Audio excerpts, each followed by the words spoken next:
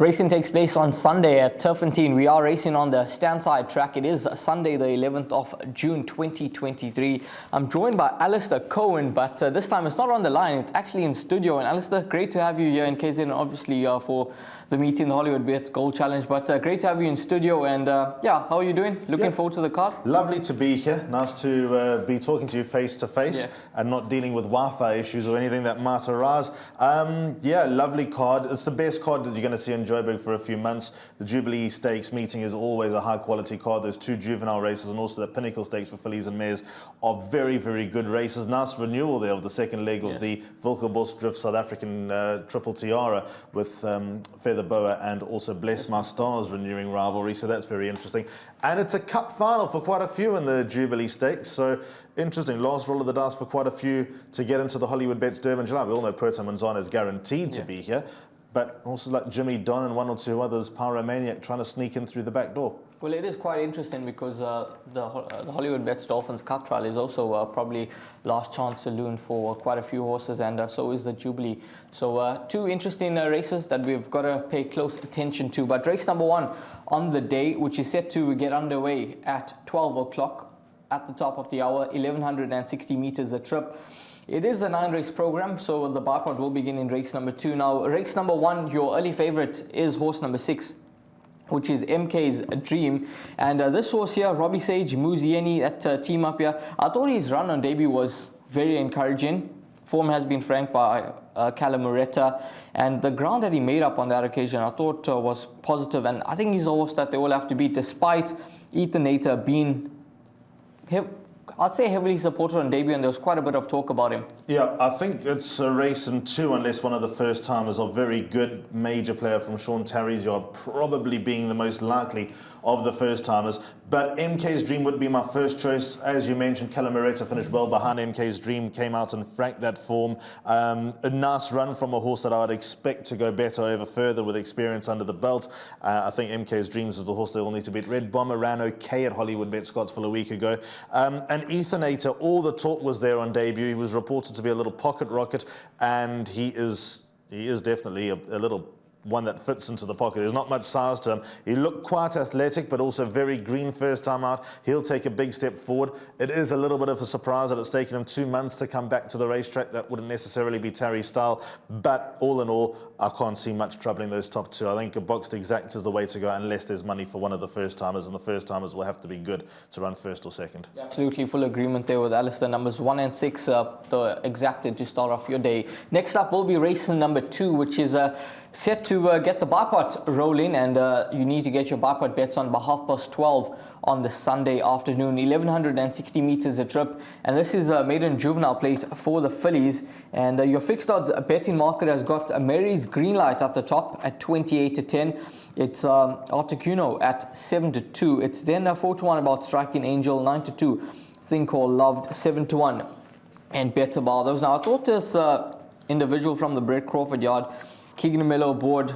She's had 2 starts to date. She obviously ran in that feature race behind Raskova first time out. I thought it was a decent run considering she showed quite a bit of pace. She was inexperienced and she was supported on that occasion as well. And then last time out, her form line has been franked in no uncertain terms. Blue Holly, Unconquerable Lady, highly confidential coming through to win. And I'm sure that James should have a fair line between this filly, Articuno, and the likes of Cullinan Blue. So I think that she could certainly take a step forward, although I do have healthy respect for horse number 5, Mary's Greenlight, and number 10, Thing Called Love, because her form could be franked in the previous race. I got Brett Crawford's comments for this meeting. And that's what we need. He's worried about Articuno drawn on the inside and coming off a layoff. Nice horse, but may just need the first run in Joburg, and the wrong side of the track is a little bit of a concern for him. So bear that in mind, because Articuno is one of the horses who jumps off the page. I think there'll be more to come from number 5, Mary's Greenlight, and number 10, Thing Called Love. I think those two are likely improvers. I actually think this is a pretty hot maiden because we got the half-sister to Rain in Holland, Rain in Tripoli running. A Thing Called Love is a half-sister to Isi Vungu Vungu. So those are just 2 Grade 1 winners who are related in here. And Number 8, Striking Angel, ran a nice race to Ripple Effect on debut. The only thing that worries me is that Ripple Effect was not extended at all. So, the 5 1/4 lengths probably flatters Striking Angel to an extent. So, an interesting second race on the card. My top choice here is number 10, Thing Called Love, but with not much confidence. I think 5 Mary's Green Light's a huge chance. And for quartet perspective, include Candice Dawson's runner number 2, Just Be Lacquer. I saw her workouts on Thursday. JP van der Merwe came to ride her. And JP got off, and I've never seen a smile on his face like that before. It would not be Candice's style to ready them up first time out, so just bear that in mind.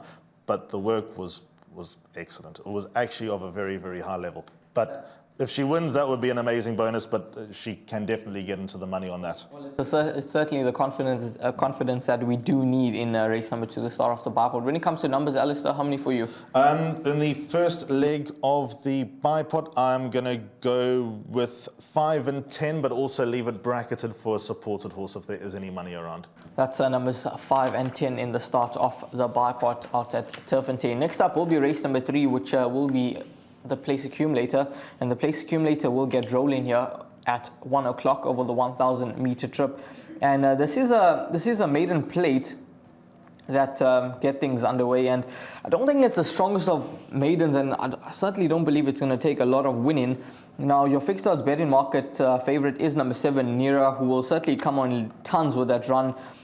She's at 33 to 10, 7 to 2, Brosnan, Joker Man, King Rahul, 5 to 1, and Better Barlows. Now, I don't particularly like this race, Alistair. As I mentioned, I don't think it's going to take a lot of winning, but this filly, Nira, she's possibly the one that has got to stand up. I know she was beaten by Glitter Fox. It's not going to be a form line that's going to hold up, but just the progress that she made throughout the race, I thought was quite positive.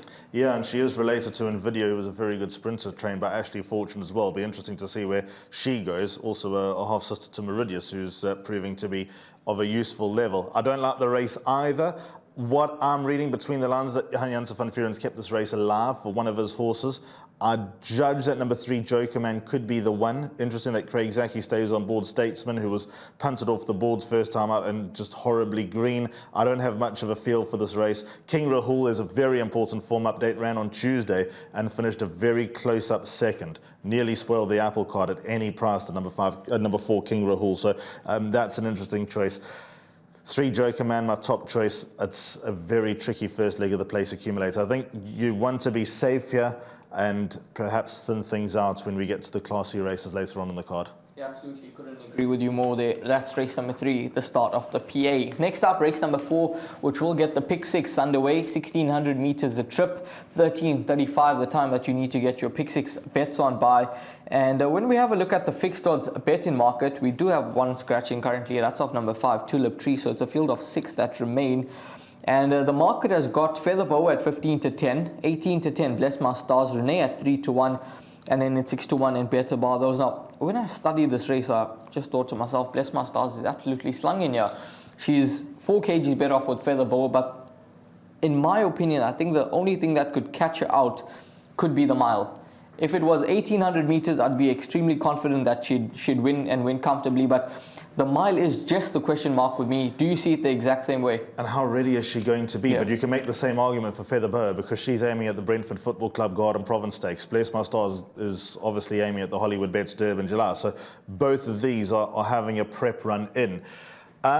Sure, Bless My Stars, her win in the Wilgerbos South African Fillies Classic was tenacious and gutsy, but I also do believe that Feather Boa was just a touch unlucky in that she didn't put the race to bed, and that's become a bit of a trademark for Feather Boa, unfortunately. So I don't know which way to go between the two. I think that Feather Boa probably at over a mile at Turffontein, especially with Tarry's style, not sort of, he wouldn't be aiming about a Pinnacle Stakes. This race will just be to get Bless My Stars into the pink of health. So I think number 1, Feather Boa, will probably have the edge over number 2, Bless My Stars. But the fact that these two are of such a high level, and I'm dubious as to which one, I think it opens the door, and you're going to think I'm crazy, for 4, Emma Regina and 6, Emerald Princess to run big races. The pick 6 is my suggested bet on this card, and both of those are in. Many forget that Emma Regina won the Fillies Mile at Turffontein at the end of the year, beating none other. Her runs throughout the Triple Tiara were average. Her last run, the Syringa, was poor. She's got to be better than that. It's last chance saloon for me with Emma Regina, and I think number 6 Emerald Princess represents all the value. Keegan DeMello's plus half on this filly, but she's always been teetering under the radar throughout her career, and you know, if there is an opportunity for her to beat fillies of good quality, this is probably it when you consider neither Bless My Stars or Featherboa will be at that peak. So I think the winner comes from one of those four. Brett Crawford thinks that Renee, a little bit short of her best and will probably need the run, but very nice filly, and it sounds like watch out for next time.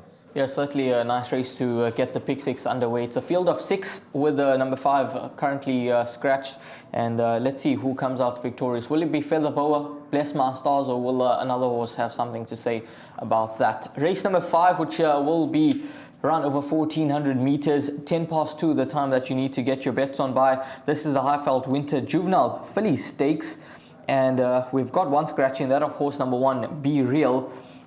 It is Platina Princess at 18 to 10, 4 to 1 Colorado Creek, 9 to 2 about Queen of Camelot, 5 to 1 That's My Baby, White Pearl, and then it's 10 to 1 and Better Bar those. Now, the horse that I think represents the strongest form lines is number 3 Colorado Creek. When you just have a look at the runners that have come through to win, her last start was very, very eye-catching. Beating Dolcezza, she won so comfortably, she won going away. 1,400 meters, it's not going to be an issue for her at all, and I can see this filly going back to back. The way she won suggests that she's got a lot of untapped potential, and it obviously came as a bit of a surprise, 33 to 1, but I can see this filly following up. Alistair, do you see it as Platina Princess the one to beat, or could you see Colorado Creek running a huge race and possibly winning? Well, they had Wugug in that race. I'm just going to quickly call up those comments quickly from Brett about Colorado Creek. I've actually left her out. Shows nothing at home, but been 3 winners from a race subsequently, so must respect. So not aim and fire, but definitely worth considering. I've left her out because I just think that there's a lot more to come from Platina Princess, White Pearl, Queen of Camelot. And you're going to think I'm crazy. I think number 8 Heart Peaks is the biggest runner. I think at any price. I saw something from her on debut over 1,160 meters. And I think there's something there with number 8 Heart Peaks, and showed good improvement last time. I know that she's got a bit to do to turn it around with White Pearl, but I think at the price, do not let her loose in your trifectas and quartets, and I'm sneaking her into my pick 6. White Pearl had her number pretty comfortably last time. On a line of that last run, I'd expect Queen of Camelot to finish in front of White Pearl, but I don't think there'll be much between them. I think both of them are upwardly mobile. But Platina Princess, even though she beat a very average maiden field last time, I know Spirit Princess came out and won. The report back after that run was she's a proper filly. She's going to come down to Durban after this, I'm sure, and she's going to have her sights set on some serious races. So those are the 4 I'm going towards, but number 4 Platina Princess, my top choice with respect for 5, 7 and 8. Do you think whichever filly probably wins this race, that the Queenie could be the aim? And also the Golden Slipper on Hollywoodbets Durban July Day. I think especially with the cock having a base here in Durban as well, yeah. If it's Platina Princess or White Pearl, both those races will be targets. Well, it's certainly a race that you want to keep a very keen eye on. Your Platina Princess, well, let's see how she goes on Saturday. She's your current favourite, and she won quite comfortably last time out, so she definitely sets quite a good standard in this event. But Queen of Camelot, White Pearl, Heart Peaks and Colorado Creek, they'll certainly be lively contenders in the 5th race on the day. Next up will be race number 6, and this is the Highveld Winter Juvenile Stakes over 1,400 meters for the Colts and Geldings. Now, race number 6, Pure Predator, your favorite at 28 to 10, 7 to 2 Max the Magician, 9 to 2 Real Relief. It's 8 to 1 and Better Bar those. Now, Alistair, I'm going to take a stance in this race, and I'm going to say that Pure Predator is the one to beat. I'm going to take my chances in terms of place accumulated spy pots and definitely bank him. When it comes to the pick 6 and jackpots, I'm gonna go with this horse here. He's run in the Grade 2 nursery last time out. I thought it was a pleasing effort. He gives the indication that he's going to love the step up in trip to 1,400 meters. We all know what Lucky Lad has come through and done. The 2nd and 3rd in the race have also come through and won the next start. So his form is at a high level, and I think he's the one to beat. I expect him to come through this event a tad cozily, but it's racing, and 2-year-olds, we all know they improve at different intervals. So there's a few that could challenge him, but I'm with number 3 here. Left him out of everything. Left him out of everything. I don't like him around the bend. I think he'll get lost around the turn. And that has been a tendency down the straight, but at least you're running in a straight line and you've got time to balance up and finish off your race. I think that he's of a good quality. I'm surprised that he wouldn't have won at Hollywoodbets Scottsville last week, but I'm surprised he missed out on that, because I think that he, on what he showed last time behind Lucky Lad, gets into the places from a grade 1 perspective, and that would have done Connections and New Predator and Farney Broncos the world of good. Maybe he's also teeing up for Hollywoodbets Durbanville, number 3 Pure Predator. I don't know, but I'm surprised that he missed Scottsville last week. 2 Max the Magician, although beating nothing last time, won well. Dropping to 1,400 metres, slight concern. I think that he's going to sort of develop when he goes a mile plus. But anyway, he's at least quite well established going around the turn, so he's got that in his favour. 8 Main Defender coming up from Tini Prinsloo's yard now with Tony Peter. We know that Tony can do wonders with horses first time out. Errol's Legacy obviously won at Fairview on Friday. And here's a little bit of info. Sean Terry thinks number 10 Longsword is very good. Go watch that rerun again last time. That was the day that I got called up to present to the VAR, literally an hour before the first race, and I turned up and the race was about to begin. And I was working with Nico, and we were talking, and Sean sent me a message saying, "You haven't mentioned my first timer." So I said, "Who have you got?" Not even knowing who Longsword was. He said, "Watch my horse run here, he's nice." So, and he was nice. From that draw, he had absolutely no chance. Nothing went right, but he still stayed on to run behind Chili Moon. The form line's average. Form line's bad, actually, but watch for big improvement from number 10 Longsword. Well, he's a 20-1 shot, horse number 10 Longsword, so he's definitely, he could be worth an each-way nibble in race number 6, and I want to keep a very close eye on. But yeah, race number 6, I think it's a race that we could follow in time to come. Obviously, Main Defender, the unknown here, and we'll see how he does shape up, and quite a few nice horses that are going to be taking their place in this event, so one to keep an eye on in time to come. Race number 7, which will be the Jubilee Stakes, a grade 3 event over 1,800 meters. Get your bets on by 3:20, and your fixed odds bet in market favorite is Puerto Monzano at 22-10, the defending champ, looking to go back-to-back in this race. It's Jimmy Don at 28-10, 4-1, Wafif, Pyromaniac 10-1, and Better Bar. Those now, Alice, I thought it's quite a tricky race. I don't think it was cut and dry. Puerto Monzano, he's obviously got leading claims. I thought his last win was tenacious, full of heart. 62, that's got to be the question mark. He won this race with 60 on his back last year off a 3-point lower mark. In saying that, it does look to be a race where I think the bottom weights could get into it, even though I'm not convinced about a few of them over the trip. Wafif is obviously on the up, but then if you pull out a piece of collateral form, Ndlamu's got him absolutely stone cold at the weight on the run on the 1st of April. I mean, he's got to go into the mix, but will he see out 1,800 meters? Sean obviously scratched him during the week with this race in mind, but the question mark is a trip for me. I'm convinced a few of these horses don't stay, so I think it's quite tricky. Puerto Monzano has earned the weight. Yeah. He's obviously won the Betway Summer Cup, which was a handicap, and then, as you say, his win in the President's Champions Challenge was one that he should never have got away with. The pace didn't suit him, and he still managed to forge his way clear. He's the best horse in the race. I think he's the one that they all need to beat. He won the Jubilee last year. I think that was a slightly stronger Jubilee, dare I say. But this horse, Jimmy Don, I spoke to Gavin Larena last week, and he said he's getting down to 54 kilos to ride Jimmy Don in the Hollywoodbets Durbanville. I said, Gavin, he's not guaranteed a run, you know that. He says after winning the Jubilee, he will be. So, there we go. He's a very good horse, Jimmy Don. You know, I've gone on record a few times to my thinking of how the 3-year-olds are going to fare against older horses. I don't know whether 4 kilos is enough for Jimmy Don, but out of gate 1, he's got enough in his favour. But then he's got to go, as you say, these lower weights keep catching my eye. I've gone the 2 horses in the pick 6. I'm not going to overcomplicate this because I just think pound for pound they're the 2 best horses in the race. Even though Pyromaniac and Electric Gold still hold entries for the Hollywoodbets Durbanville. Pyromaniac I don't think stays. Electric Gold I don't think is quite at the level. Well, 52 kilos, maybe he can get a sneak in here, but I just don't think that he's at the level of Jimmy Don. So that's why I'm defaulting to 1 and 2. Class horses in the race, close my eyes and hope that one of them wins. Well, in the London news, I mean, Electric Gold was in receipt of 9 kgs from Puerto Monzano, and he really made him pick up his feet on that occasion. He's a kg better off. He now receives 10 kgs, so maybe he could be a dark horse in the event. But quite a bit of confidence there, as you heard from Alistair about horse number 2, Jimmy Don. So maybe he's the one to keep an eye on in race number 7. But Puerto Monzano, he's a class horse in the race and the one that they all have to beat. Next up, race number 8, which is a maiden plate for the fillies and mares over 1,800 meters now. The final 2 races on the day look to be trappy events.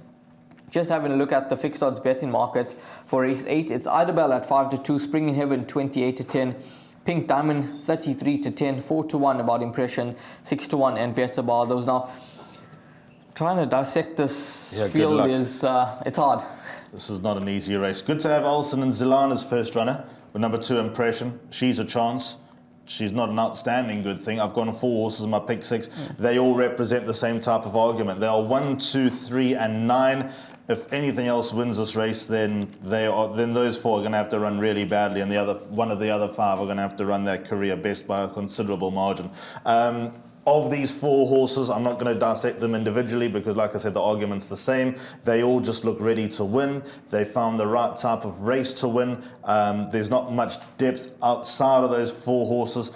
Top choice at a push would be number 3, Pink Diamond, but she's been bitterly disappointing. Maybe even the improver or the untapped 2-year-old number 9, Spring in Heaven, could be the right one in this race. But you can't get too carried away in this race. You can't make a case that's any different for any of these horses. It is what it is. And I think if the winner's one of the other 4, then I'm going to be in big trouble. Well, it certainly is a trappy race, and a race where I think you possibly want to go as wide as you can, if not include the field, because the last 2 legs, you want to catch that pick 6 on Sunday, and the field could be the best possible way to get the pick 6 in the bag. Race number 9, maiden plate over 1,800 meters to close off proceedings at Turffontein.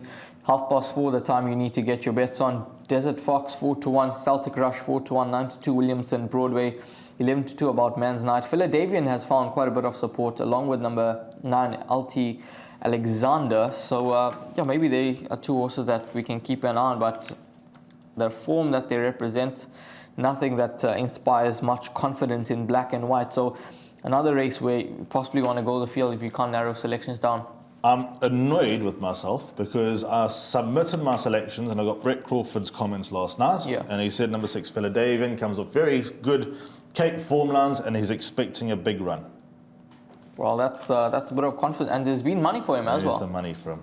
And I left him out my pick 6. My numbers were 1, 2, 3, 4, 5, 8, and 9. And even though the slide at the end is not going to have 6, please know, everybody, that number 6 Philadelphian's going in my pick 6 as well. I know that I'm leaving out 2 horses that are running. You could probably motivate going the field in that case. But with no bankers in my perm, I'm not going to go field in this race. Top choice, I mean, I can't now say, well, Philadelphian suddenly my top choice just on the word on the street.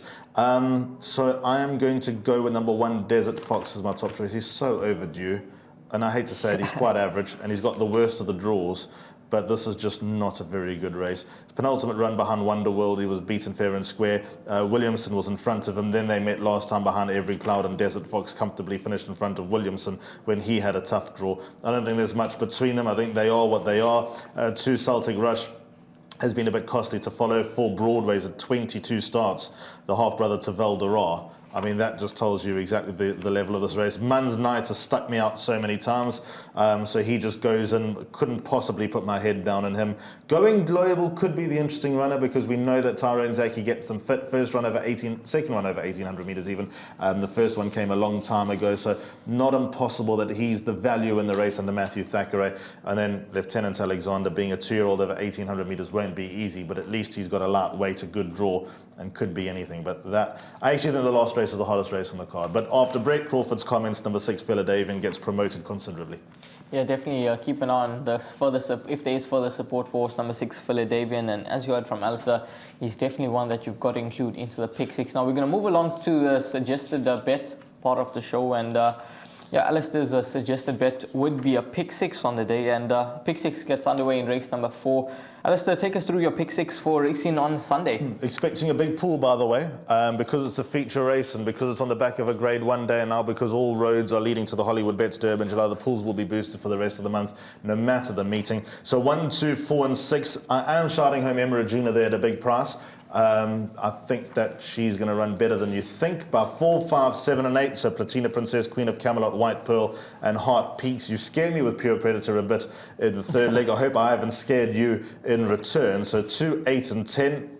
Max the Magician, Main Defender, and Longsword. By 1 and 2, Puerto Manzano and Jimmy Don. I'm just going with what I believe are the 2 best horses despite the weight. By 1, 2, 3, and 9, Idabel, Impression, Pink Diamond, and Spring in Heaven. And just take note that last leg, all those numbers, please add number 6, Philadelphia. Yeah, don't ignore horse number 6, Philadelphia, in the last leg of the pick 6. Alistair, thanks very much for your time. Thanks, Rahil. All the best for racing on Sunday at Turffontein. Hopefully, it's a profitable one.